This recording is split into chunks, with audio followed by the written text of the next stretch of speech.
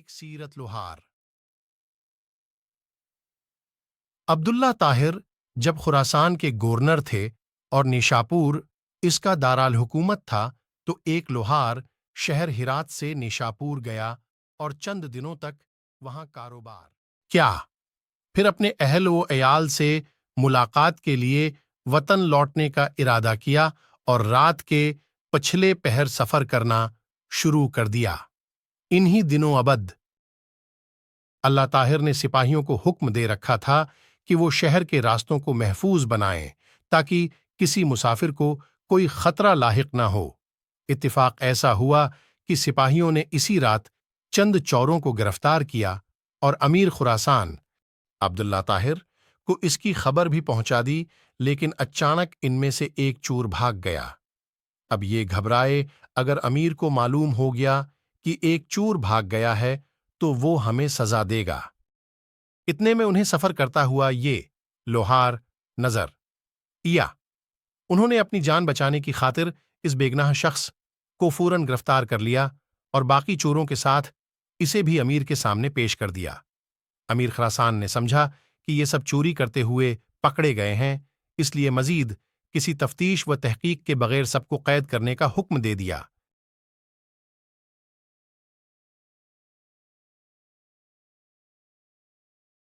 نیک سیرت لوہار سمجھ گیا کہ اب میرا معاملہ صرف اللہ جل شانہ کی بارگاہ سے ہی حل ہے اور میرا مقصد اسی کے کرم سے حاصل ہو سکتا ہے، لہذا اس نے وضو کیا اور قید خانہ کے ایک گوشہ میں نماز پڑھنا شروع کر دی۔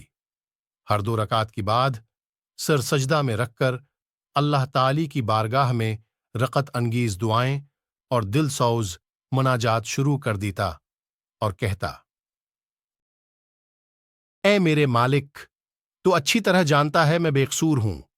جب رات ہوئی تو عبداللہ طاہر نے خواب دیکھا کہ 4 بہادر اور طاقتور لوگ آئے اور سختی سے اس کے تخت کے چاروں پایوں کو پکڑ کر اٹھایا اور الٹنے لگے۔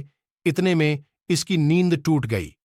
اس نے فوراً لا حول ولا قوہ الا باللہ پڑھا، پھر وضو کیا اور اس احکم الحاکمین کی بارگاہ میں 2 رکعت نماز ادا کہ جس کی طرف ہر شاہ و گدا اپنی اپنی پریشانیوں کے وقت رجوع کرتے ہیں۔ اس کے بعد دوبارہ سویا تو پھر وہی خواب دیکھا۔ اس طرح 4 مرتبہ ہوا۔ ہر بار وہ یہی دیکھتا تھا کہ چاروں نوجوان اس کے تخت کے پایوں کو پکڑ کر اٹھاتے ہیں اور الٹنا چاہتے ہیں۔ امیر خراسان عبداللہ طاہر اس واقعہ ہے امیر خراسان نے رات ہی میں جیلر کو بلوایا اور اس سے پوچھا کہ بتاؤ، تمہارے علم میں کوئی مظلوم شخص جیل میں بند تو نہیں کر دیا گیا ہے؟ جیلر نے عرض کیا: عالی جاہ، میں یہ تو نہیں جانتا کہ مظلوم کون ہے، لیکن اتنی بات ضرور ہے کہ میں ایک شخص کو دیکھ رہا ہوں جو جیل میں نماز پڑھتا ہے اور رقت انگیز و دل سوز دعائیں کرتا ہے۔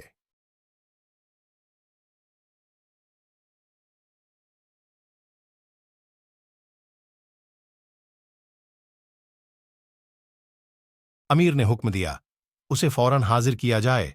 جب وہ شخص امیر کے سامنے حاضر ہوا تو امیر نے اس کے معاملہ کی تحقیق کی۔ معلوم ہوا کہ وہ بے قصور ہے۔ امیر نے اس شخص سے معذرت کی اور کہا: اب میرے ساتھ 3 کام کیجئے۔ نمبر 1، اب مجھے معاف کر دیں۔ نمبر 2، میری طرف سے 1000 درہم قبول فرمائیں۔ نمبر 3،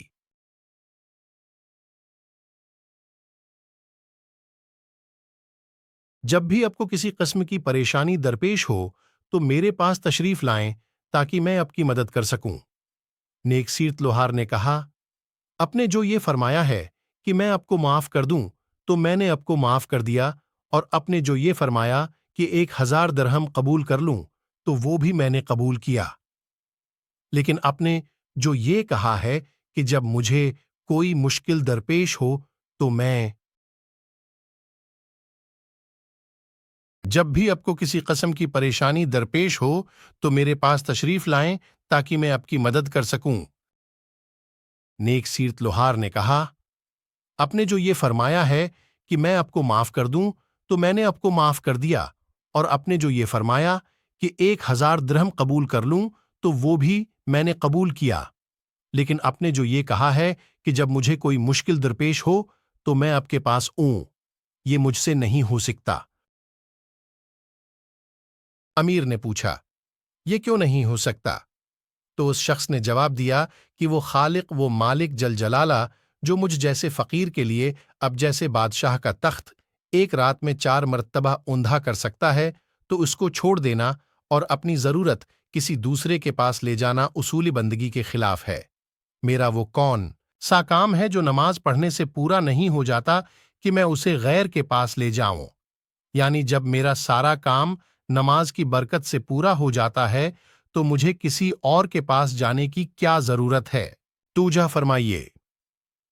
آپ عاشقان رسول صلی اللہ علیہ وسلم کو علماء اہل سنت کا علمی، ادبی، فکری، درسی، تحقیقی مواد سینڈ کرنے، مزید شوق مطالعہ بڑھانے کے لیے بنایا گیا ہے، لہذا ضرور سبسکرائب کریں اور علم دین سے زندگی کو روشن کریں۔